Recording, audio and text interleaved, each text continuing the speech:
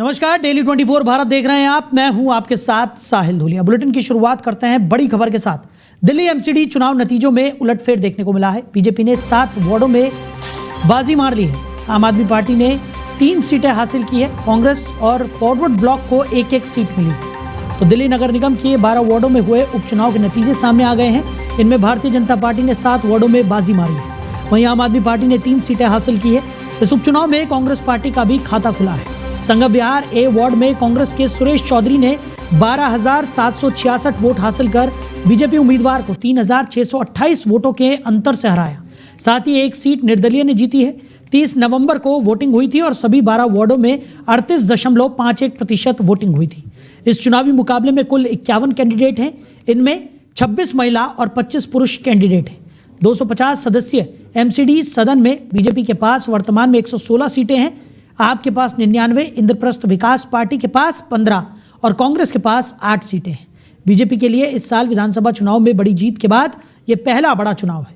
दूसरी ओर आम आदमी पार्टी और कांग्रेस राष्ट्रीय राजधानी में अपना समर्थन फिर से बढ़ाने की कोशिशों में जुटी हुई है।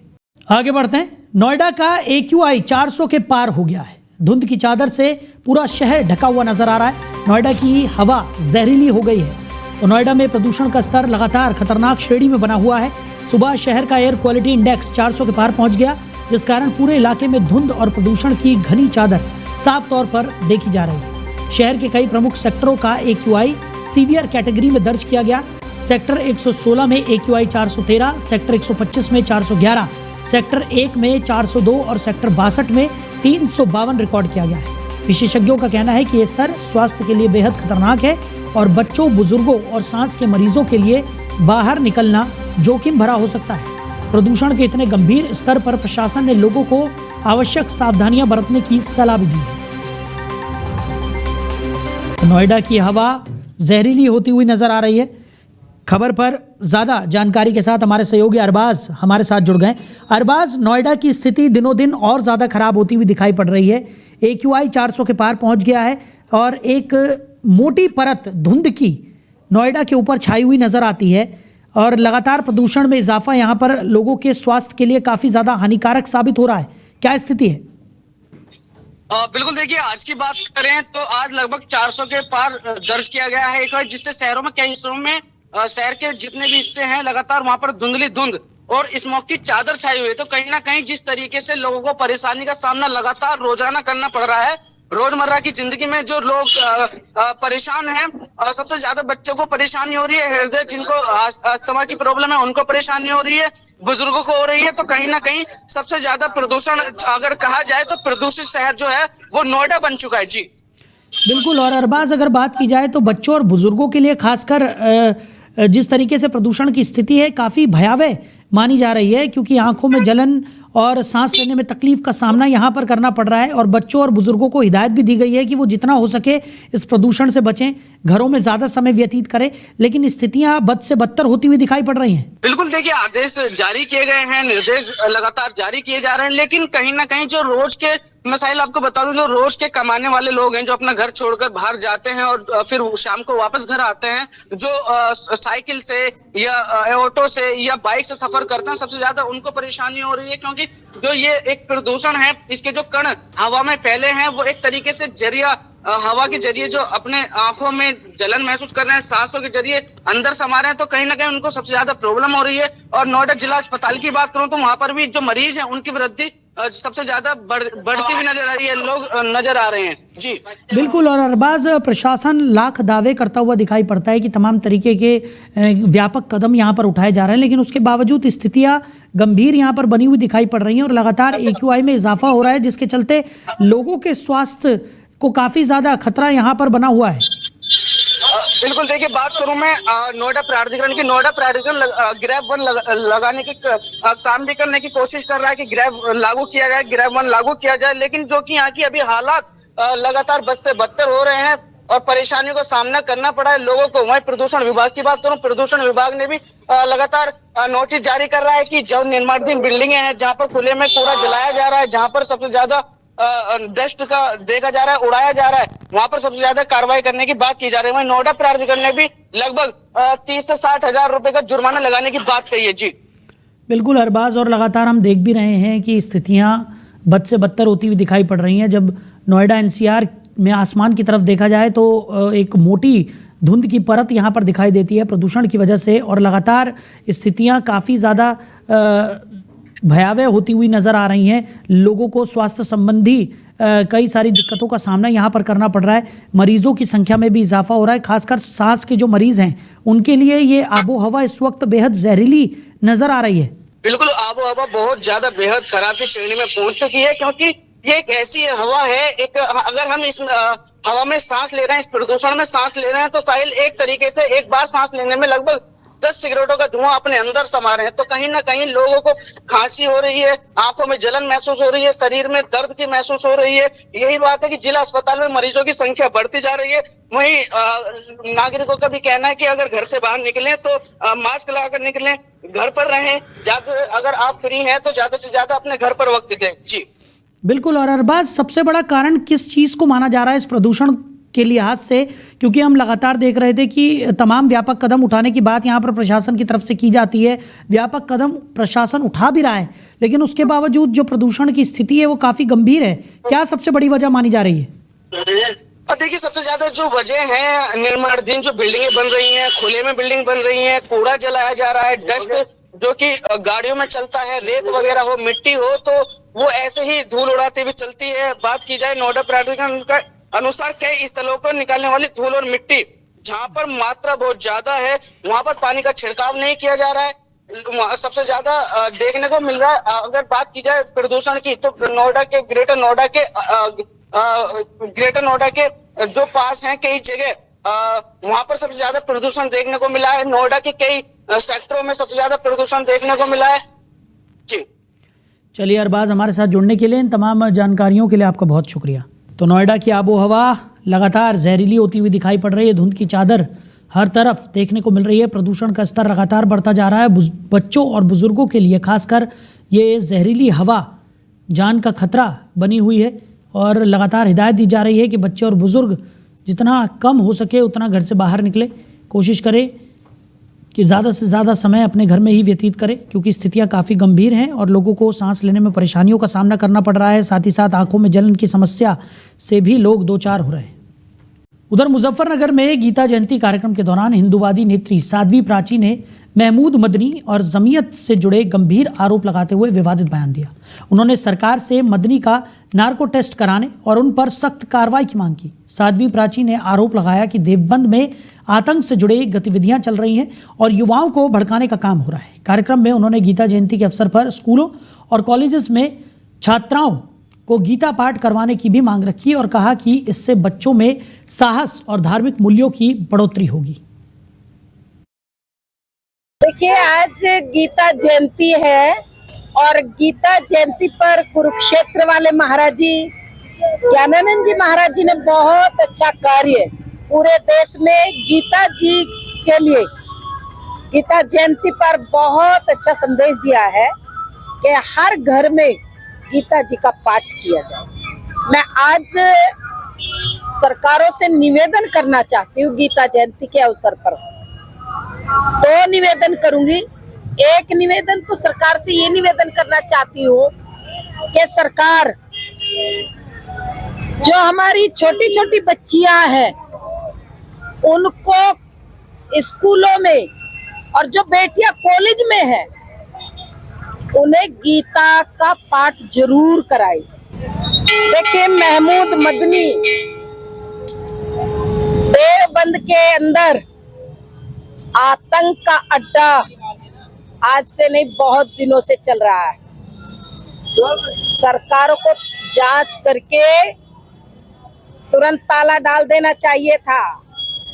महमूद मदनी युवाओं को भड़काने का काम, यानी गजवाए हिंद बनाने का सपना देख रहा है।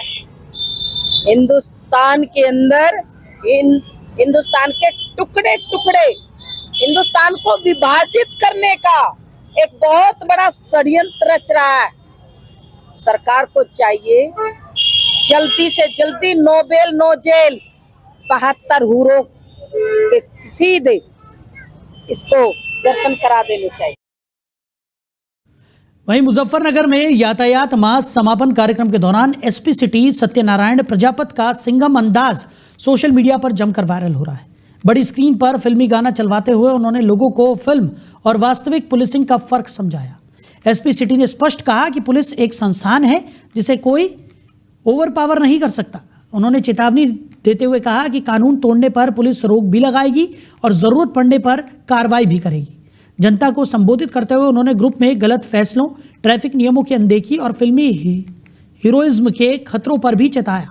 उन्होंने कहा कि फिल्मों में पुलिस को कमजोर दिखाया जाता है, जबकि हकीकत में पुलिस की प्रतिक्रिया और एक्शन बिल्कुल अलग होता है। वायरल वीडियो में उनका ये अंदाज लोगों को खूब पसंद आ रहा है और सोशल मीडिया पर तेजी से उनका ये वीडियो शेयर भी किया जा रहा है। वहीं गौतम बुद्ध नगर जिले में समाजवादी पार्टी का कार्यकर्ता कारवां लगातार बढ़ रहा है।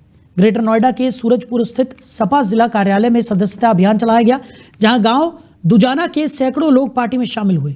इस दौरान बीकेयू के जिला अध्यक्ष सहित कई प्रमुख लोगों ने सपा की सदस्यता ग्रहण की। कार्यक्रम में प्रजापति समाज के लोगों ने भी पार्टी से जुड़कर मजबूती का संकल्प लिया। सदस्यता दिलाने का कार्य सपा जिला अध्यक्ष सुधीर भाटी ने किया, जबकि कार्यक्रम में सपा के पूर्व मंत्री रमेश चंद्र प्रजापति मुख्य अतिथि के रूप में मौजूद रहे।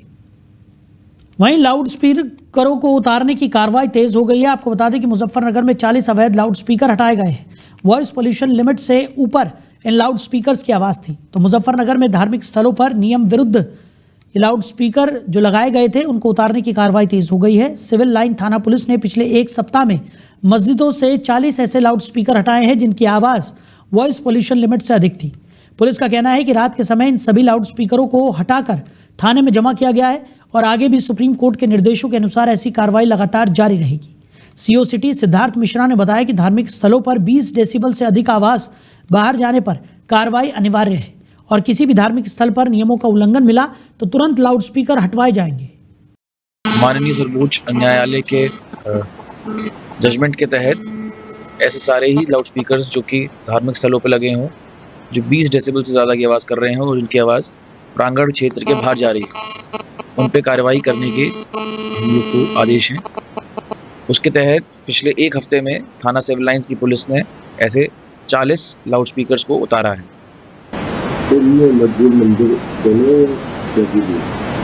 ऐसे किसी भी धार्मिक स्थल पे जहाँ पे भी इस तरह के लाउड स्पीकर्स होंगे जो कि नॉइज़ पोल्यूशन के जो लिमिट्स हैं उसको क्रॉस करेंगे, वहाँ पे ये कार्रवाई की।